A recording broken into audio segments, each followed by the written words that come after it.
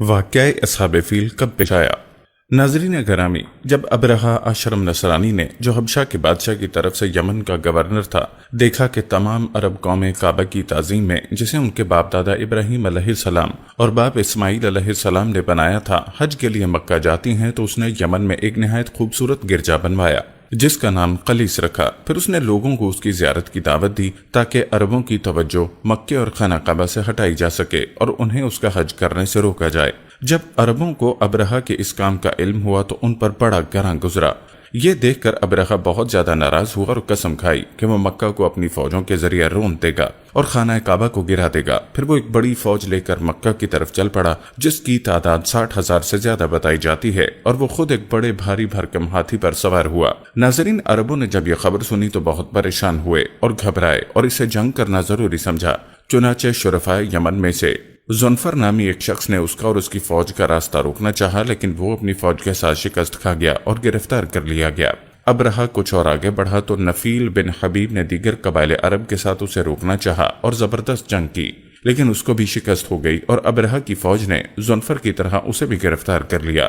ابرہہ مکے کی طرف بڑھتا ہوا طائف سے گزرا تو وہاں کے لوگوں نے اس کے سامنے ہتھیار ڈال دیے اور اپنے اطاعت اور فرما برداری کا اس کے لیے اعلان کر دیا، اور اس کے ساتھ ابور غال کو بھیج دیا تاکہ وہ اسے مکے کا راستہ بتاتا جائے۔ ابرہہ اور اس کی فوج نے مکہ جاتے ہوئے عربوں کا بہت سارا مال لوٹ لیا۔ انہوں نے حضرت عبد المطلب کے 200 اونٹ بھی اپنے قبضے میں لے لیے۔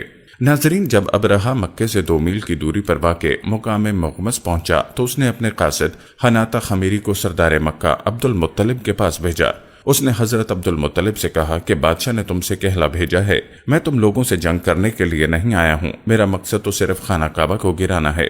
حضرت عبد المطلب نے کہا، اللہ کی قسم ہم بھی اس سے جنگ نہیں کرنا چاہتے، اور یہ گھر تو اللہ کا بیت حرم ہے اور اس کے خلیل ابراہیم علیہ السلام کا گھر ہے۔ اگر وہ ابرہہ کو اسے گرانے سے روک دے گا تو وہ اس کا گھر اور اس کا حرم ہے، اور اگر اسے گرانے کے لیے ابرہہ کو آزاد چھوڑ دیا جاتا ہے تو اللہ کی قسم ہم اس کا دفاع نہیں کر سکتے۔ حناطہ نے کہا، تو پھر تم میرے ساتھ اس کے پاس چلو، اس نے مجھے حکم دیا ہے کہ تمہیں اس کے پاس لے چلوں۔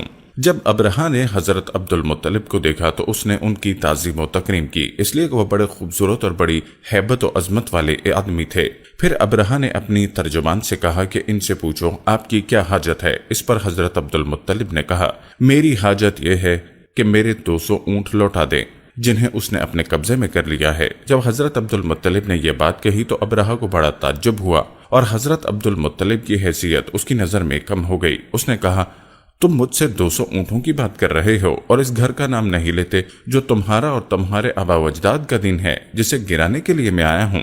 ناظرین، حضرت عبد المطلب نے اس سے کہا، میں صرف اونٹوں کا مالک ہوں، گھر کا مالک رب ذوالجلال ہے، وہ اس کا دفاع کرے گا۔ ابرہہ نے کہا، وہ گھر میری زد سے نہیں بچ سکے گا۔ حضرت عبد المطلب نے کہا، تم جانو اور وہ گھر والا جانے۔ حضرت عبد المطلب وہاں سے واپس آئے تو اہل قریش کو جمع کیا اور ان کو ساری بات سنائی، اور پھر انہیں مکے سے نکل کر پہاڑوں کی چوٹیوں اور خفیہ جگہوں پر چلے جانے کو کہا تاکہ ابرہہ کی فوج انہیں روند نہ ڈالے اور وہ نقصان سے بچ جائیں۔ پھر حضرت عبد المطلب کچھ مخصوص قریشیوں کے ساتھ کعبہ معظمہ کے پاس گئے اور اس کے دروازے کی کنڈی پکڑ کر اللہ سے خوب دعا کی اور ابرہہ اور اس کی فوج کے خلاف رو رو کر دعا مانگی۔ پھر آپ دعا سے فارغ ہو کر اپنی قوم کے پاس چلے گئے اور انتظار کرنے لگے کہ ابرہہ مکے میں داخل ہو کر کیا کرتا ہے۔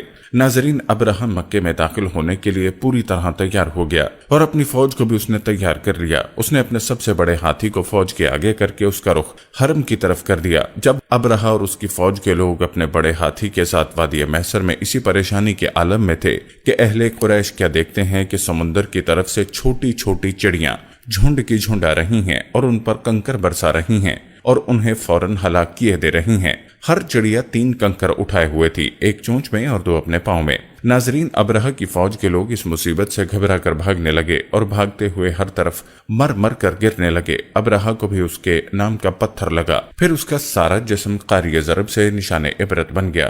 جب حضرت عبد المطلب اور قریشیوں نے اپنی آنکھوں سے اس عذاب کو دیکھ لیا جو ابرہہ کی فوج پر نازل ہوا تھا تو اللہ کا شکر ادا کرتے ہوئے اطمینان کے ساتھ اپنے گھروں کو واپس آ گئے، اور اس واقعے کے بعد تمام عالم عرب کو بیت حرام یعنی کعبہ معظمہ کی عظمت اور قریش کے اعلیٰ مقام کا مزید یقین ہو گیا۔ ناظرین، اس عظیم تاریخی واقعے کا حضور نبی کریم صلی اللہ علیہ وسلم کی سیرت مبارکہ اور تاریخ دعوت اسلامیہ پر بڑا گہرا تعلق ہے۔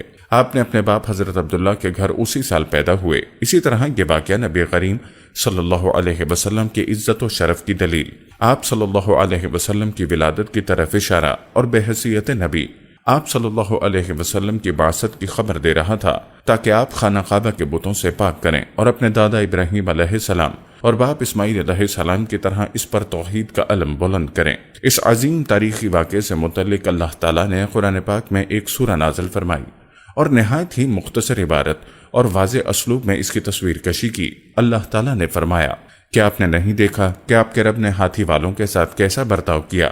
کیا اس نے خانہ کعبہ کے خلاف ان کی سازش کو ناکام نہیں بنا دیا اور ان پر پرندوں کے جھنڈ بھیج دیے جو ان پر پتھریلی مٹی کی کنکریاں برساتے تھے، پس اللہ نے انہیں کھائے ہوئے بھس کی مانند بنا دیا۔ بیشتر تاریخ دانوں کے مطابق یہ واقعہ حضور صلی اللہ علیہ وسلم کی پیدائش سے صرف 50 یا 55 دن پہلے ماہ محرم میں پیش آیا تھا، لہٰذا یہ سن 571 عیسوی فروری کے اواخر یا مارچ کے اوائل کا واقعہ ہے۔ یہ اللہ تعالیٰ کی ایک کھلی ہوئی نشانی اور معجزہ تھا، اور اس بات کا پیش خیمہ کہ مکہ میں ایک ایسے نبی کا ظہور ہونے والا ہے جو کعبے کو بتوں کے نجاست سے پاک کرے گا، اور اس کے ہاتھوں اس کی شان دوبالا ہوگی۔ اس کے دین ایک اس گھر سے بہت گہرا اور ابدی اور لازوال تعلق رہے گا۔